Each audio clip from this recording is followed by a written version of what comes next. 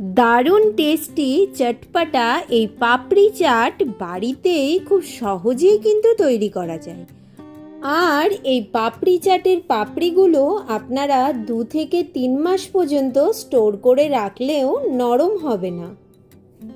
তাহলে চলুন দেখে নিই এই দারুণ টেস্টি পাপড়ি চাটের রেসিপি। নমস্কার বন্ধুরা, রিনিস ভেজ কিচেনের আরও একটি পর্বে আপনাদের সকলকে স্বাগত জানাই।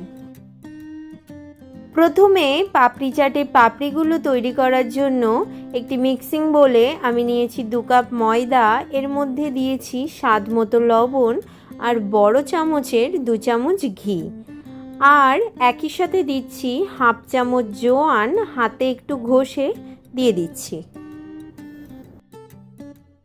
এবার ময়দার ময়ামটা খুব ভালোভাবে মেখে নিচ্ছি।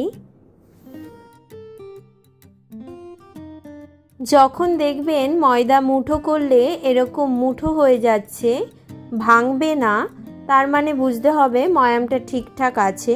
আর যদি দেখেন এরকম মুঠো না হচ্ছে, তাহলে আরও কিছুক্ষণ মাখলে এটা ঠিক হয়ে যাবে। এবার এর মধ্যে খুব অল্প অল্প করে জল দিয়ে একটা সফট ডো তৈরি করে নিচ্ছি।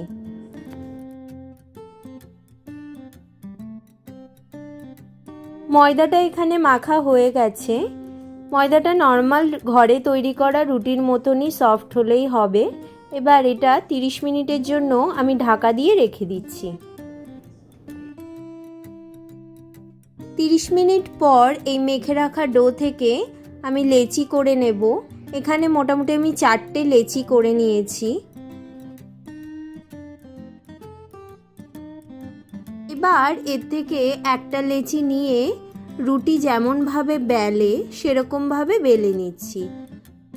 বেলার সময় যদি বেলনিতে রুটিটা আটকে যায়, তাহলে একটু তেল দিয়ে তারপর বেলবেন। আমি এখানে কিছু ব্যবহার করছি না। বেলার সময় ময়দাটা ব্যবহার করবেন না, যদি প্রয়োজন হয় তাহলে তেলটা ব্যবহার করতে পারেন।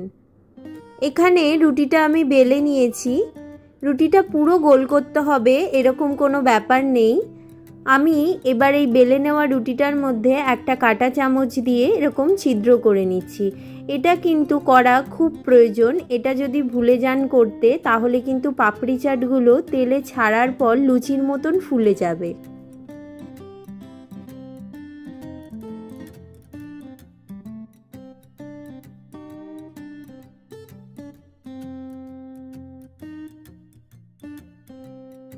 এবার পাপড়িগুলো তৈরি করার জন্য আমি এখানে একটা কুকি কাটার নিয়েছি।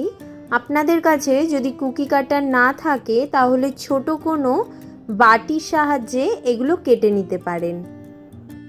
এইভাবে পাপড়িগুলো কাটলে প্রত্যেকটা পাপড়ির শেপ কিন্তু সেম হবে, আর একই সাথে অনেকগুলো পাপড়ি তৈরি হয়ে যাবে। পাপড়িগুলো এইভাবে কাটার পর সাইডের যে এক্সট্রা ময়দার পার্টটা থাকবে, দেখবেন খুব সহজেই এরকমভাবে উঠে আসবে। এবার এই এক্সট্রা ময়দাটা না ফেলে এই একইভাবে পাপড়িগুলো কেটে নেব। সবগুলো রুটি আমি একই রকমভাবে বেলে পাপড়িগুলো কেটে নিচ্ছি, আর পাপড়িগুলো ভেজে নেব। পাপড়িগুলো ভাজার জন্য একটি কড়াইয়ে তেল গরম করে মিডিয়াম ফ্লেমে মোটামুটি তেলটা গরম হলে পাপড়িগুলো দিয়ে দিতে হবে। দেখবেন পাপড়িগুলো তেলের মধ্যে দেওয়ার 1 মিনিটের মধ্যেই এরকম তেলের ওপর ভেসে উঠবে। এবার মিডিয়াম ফ্লেমে 2 সাইডে খুব ভালোভাবে লাল হওয়া পর্যন্ত পাপড়িগুলো ভেজে নিতে হবে।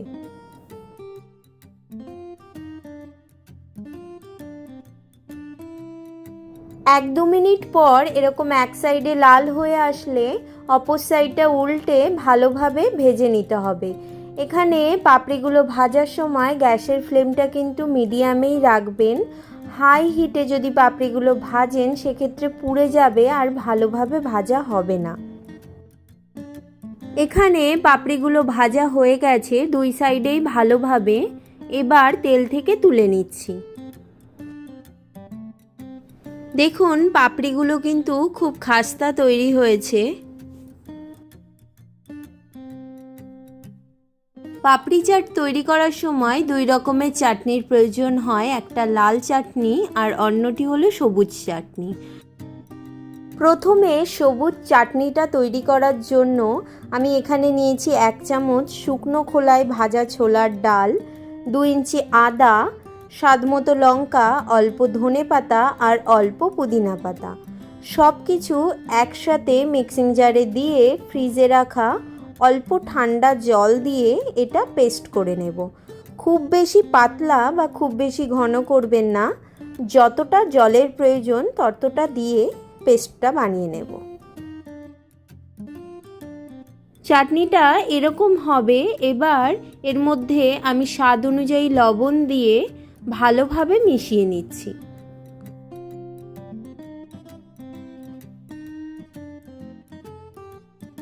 এবার তৈরি করছি মিষ্টি লাল চাটনি। এর জন্য একটি বোলে অল্প তেঁতুল গরম জলের মধ্যে ভিজিয়ে নিচ্ছি। এখানে তেঁতুল মোটামুটি 10 থেকে 15 মিনিট ভেজালেই হয়ে যাবে।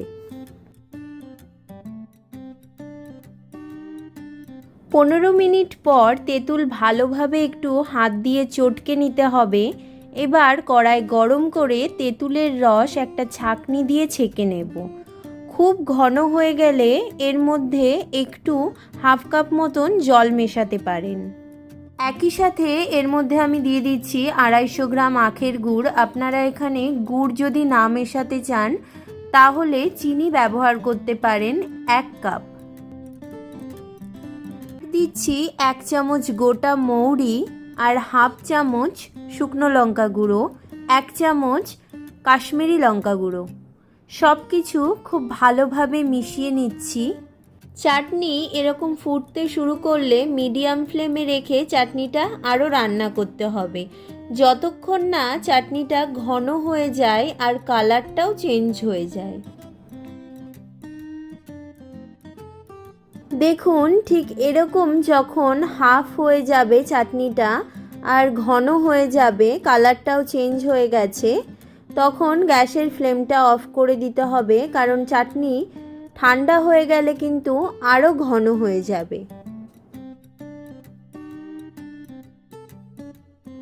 এবার পাপড়ি চাটের জন্য একটা ভাজা মশলা তৈরি করব। তার জন্য কড়াইতে দিয়েছি শুকনো লঙ্কা আর 1 চামচ গোটা জিরে।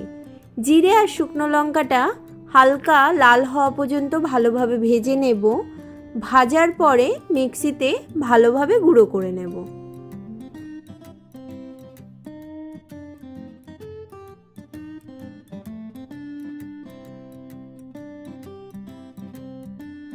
গুঁড়ো করে নেওয়া ভাজা মশলার মধ্যে আমি দিয়েছি হাফ চামচ বিট লবণ আর হাফ চামচ চাট মশলা। সব কিছু ভালোভাবে মিশিয়ে নিচ্ছি।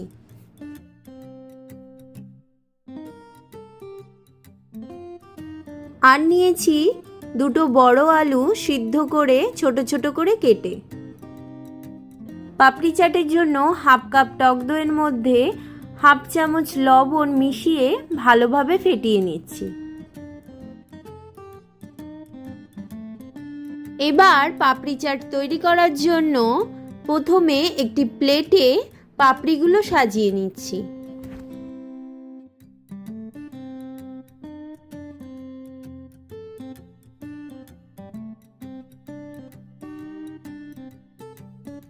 পাপড়িগুলো সাজানো হয়ে গেলে এর ওপর দিয়ে দিচ্ছি ফেটিয়ে রাখা টক দই।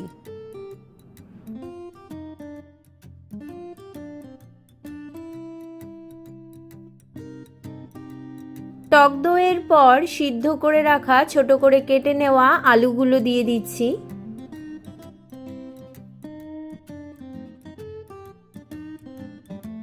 এরপর দিচ্ছি ভাজা মশলা।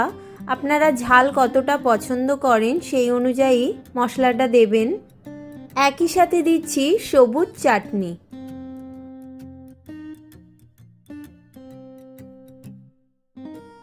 সবুজ চাটনিটা দেওয়ার পর এর উপরেই লাল চাটনিটা দিয়ে দিচ্ছি। লাল চাটনিটা একটু বেশি দেবেন, তাহলে টেস্টটা খুব ভালো হবে।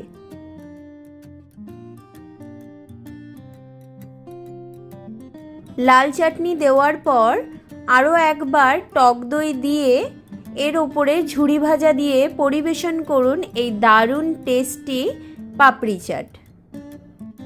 আশা করি আপনাদের এই পাপড়ি চাটের রেসিপি সবার খুব ভালো লাগবে। আরও নানান ধরনের ভেজ রেসিপি সম্পূর্ণ পেঁয়াজ রসুন ছাড়া দেখার জন্য আমার চ্যানেলটি সাবস্ক্রাইব করার অনুরোধ রইল।